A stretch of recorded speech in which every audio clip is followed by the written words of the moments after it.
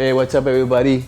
I was just working on a customer's CYC X1 PRO Gen 4 motor. He had some damage on the wire. So I thought this would be a good opportunity to break this apart, tell you about the internal components, tell you about the complete gearbox, compare it to the Gen 3 and the Gen 4. So let's go.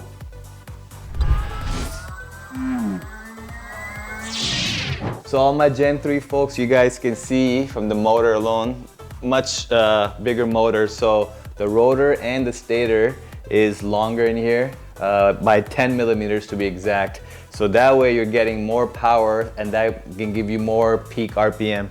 Also the surface area is much bigger. So now you need less phase currents to achieve the same amount of torque. And also in the Gen 4, a big thing that they changed was the magnets are much beefier on the rotor. So you can put a lot more power, as you know, and this has the X12 controller paired with it as opposed to the X6 controller. So the magnets stay more intact. So let me tell you more about the motor and the internal components. So this is just the motor right here. This is the motor with the complete gearbox, 3-phase wires. This is the motor wire that goes to the controller. So over here, on here, there's a key slot right here. This is where the sun gear comes. So with the sun gear comes 2 snap rings. I don't know if I can show you, let me show you. And the keyway, so it attaches over here.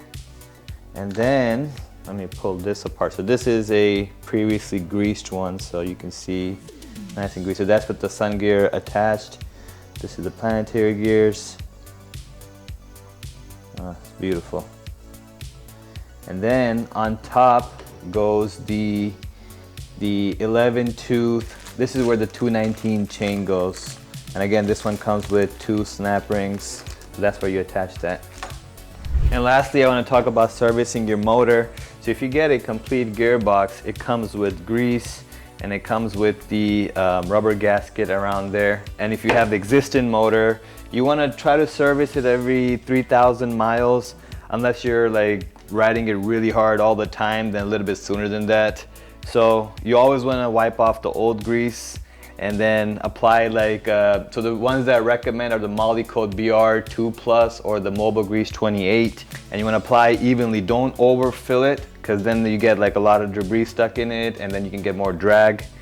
And then once you're done with it, apply like evenly on this, on the planetary gears, on the sun gear, and then line it up.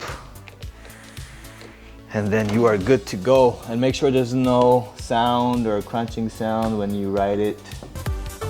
There you go. Finally got it. And that's it, folks.